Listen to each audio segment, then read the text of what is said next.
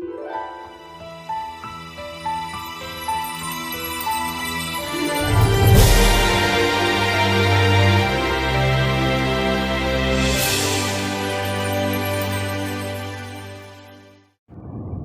this is Chris, keeping it real. How you doing this morning? Heading out to work, but I'm not going to talk about work this morning. I want to talk about changing the elements in your hot water heater. Last Thursday, I noticed that the hot water was not quite as hot as it used to be, and by last Thursday morning, I noticed it. By Thursday evening, the water was at best lukewarm, and Leah told me that she had not really been doing anything that involved hot water, so it wasn't a matter of the hot water heater simply having time to get the hot water hot again. It was just that it was not heating properly. And so my first thought was, well, we're just going to have to get a new hot water heater. But then as I looked at the hot water heater, I realized that it could possibly just be the element, the heating element. And so I took a look at my particular hot water heater, and it only has one, it's like a 40-gallon. It only has one heating element. And so I thought, well, we don't have to guess. It saved me the trouble of having to figure out, if it was one element or both elements, the top element or the bottom element.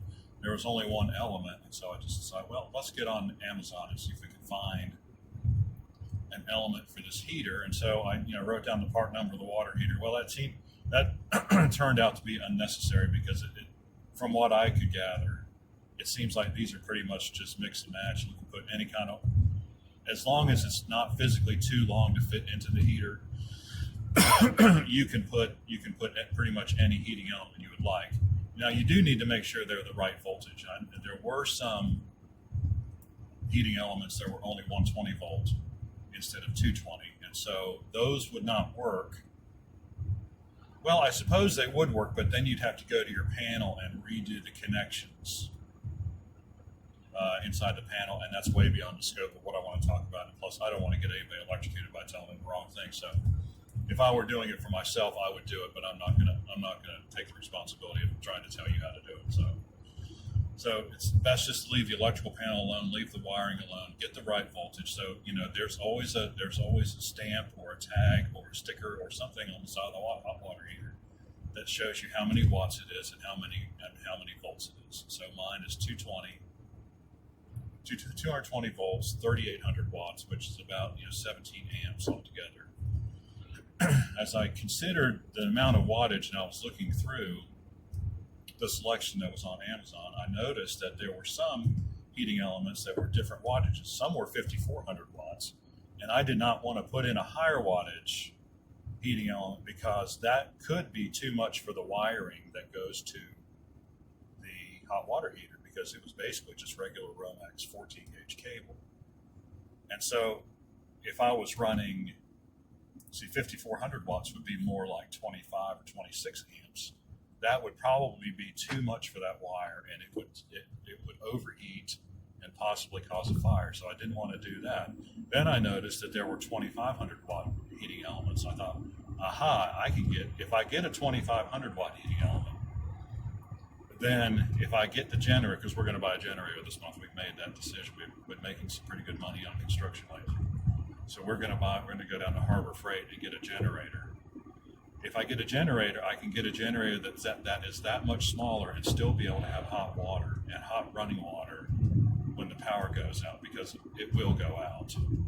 It does at our house at least twice a year, usually for multiple days. And so, because it's either a hurricane in the summertime or it's a winter storm in the wintertime. It's bound to go out. So that's what we've decided to do, just have a little peace of mind. So, and plus with only two of us, 2,500 watt, you think, well, that's less power. So recovery time is going to be greater, to get the hot water back up to temperature. But it's just the two of us, and we have water saving devices on our faucets. I mean, our shower only flows 2 gallons a minute. It's a 40-gallon water heater. I don't think we have to worry about running out of hot water. And if we do run out, it's not going to be for very long. So the procedure for changing Now, I'm not going to do a video of it because I've already done the work and I don't feel like shooting video anyway about that, of an actual tutorial. But just to explain it briefly, what you want to do is open the access panel, turn off the power. First thing you do is turn off the power. It would be good to also turn off the power to your water pump if you have a well. If you don't have a well, then the hot water heater on the inlet side has a valve on it. You simply close the valve. That's what ours has. I think they all do because they have to, because you have to be able to shut the water off to the hot water heater. Hopefully it's right there next to the hot water heater on that line. It goes up. The lines generally go up and then come down into the top of the hot water heater. So find a valve, turn it off. So you've cut off the water to the water heater.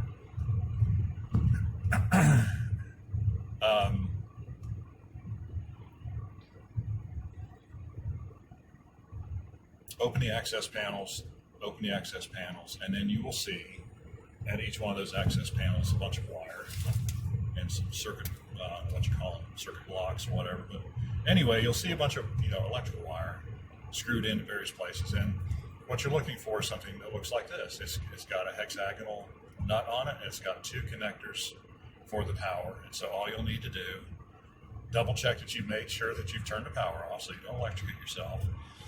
Unscrew these screws, take out the wire, and then get your 1.5 inch, because I think almost all of these helium elements do have an 1.5 inch nut. I was fortunate, I have an 1.5 inch socket on this nice handle here.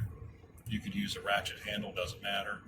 Lowe's sells, or just about anybody, any hardware store sells stamped metal. They're really kind of cheap looking, but they do the job.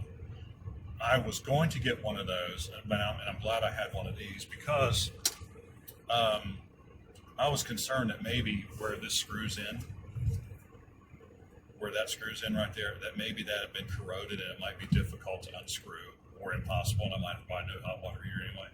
So, but it turns out that it was very easy. It was snugged up, it was tight, but it wasn't. I mean, it didn't take much effort at all to get it out. By the way, this is the element that came out. You can see it got some scale on it, but I want you to really notice the autofocus on this camera. You can see where the casing is split apart, and the actual wire resisting element. You can see it's exposed. So there's no doubt this was bad. I was glad to see, though, that there wasn't a lot of scale on it, because we have some fairly hard water. It's not terribly hard, but it's fairly hard. And so I was glad to see that it didn't have a lot of scale on it. But anyway, you take your wrench and you just simply unscrew it. Oh, first of all, you need to hook. I always get things in the wrong order. Before you unscrew the element, attach a garden hose. There's a valve at the bottom of the hot water heater. It's made so you can flush the thing out. You're supposed to do it every 6 months. I've never done it. Nothing bad happened, but you're supposed to do it every 6 months. Get the sediment out of the bottom of the hot water heater. So you open that up and run your hose outside, open that up, and then open a couple hot water valves on like your sinks, like on the kitchen sink and maybe a bathroom sink, and that lets the air drain out of the hot water heater faster. It still took a long time to get the water out of the hot water heater, even after we did that. Even after I did that, it took like a half an hour. Of course, I had a little tiny hose. If you had one of those stretchy hoses, I don't know, a regular garden hose probably would work much better. It'd probably take about 10 or 15 minutes. But anyway, get some towels handy. Never hurts. And then quickly unscrew your element. Have your other element ready to go. And unscrew your element, take it out, quickly put in the new one. I did get some water on the floor, but it wasn't that much. One towel took care of it. And screw it back in. It doesn't appear to me that it matters which terminal you put which wire to, so whichever one works the best, whichever one's the most convenient, put it at that nearest terminal and screw it back on. And then make sure your valve is closed to the hose connection, open up the water connection, check to make sure you don't have any leaks, and you probably won't. And when you put that element in, just snug it up. You don't need to crank down on it. Don't crank down on it. Just get it good and snug. Like once it touches, turn it. Once you can feel the thing touch the metal on the screw. On the threads on the hot water heater. Just turn about another eighth of a turn. That'd probably be pretty good. Turn all the water on. Make sure you don't have a leak. Then you can proceed to turn the power on. I was concerned because when I first turned the power on, I did not hear anything. With this element, I could hear a distinct noise. Like you could tell it was heating up. I can't think of an analogous sound that you would hear somewhere else, but it kind of sounds like something's boiling underwater. That's kind of what it is almost. This one was deadly quiet. I thought, my gosh, I've done something wrong. I screwed it up. But I let it sit there for about 15 minutes, and then I felt the outlet hose from the water heater, and it was definitely warmer than the inlet hose. And so I knew I had gained success. And so, there's a dog. Please don't walk out here. And so, after about 45 minutes, we had hot water. So it was a good deal. So, that's how you do it. It's very simple. It took me, aside from, it taking forever for the water to drain out, the work itself took about 15 minutes at the most. So you don't really have to be terribly handy in order to do it. It's just one, it's like basically 2 screws for each of the access panel covers, 2 screws to take off. Well, 4 screws. If you have 2 elements, you'll have 4 screws to loosen to get the wires out of the way. And then literally, drain the water. And then as quickly as you can, because there always seems to be water left.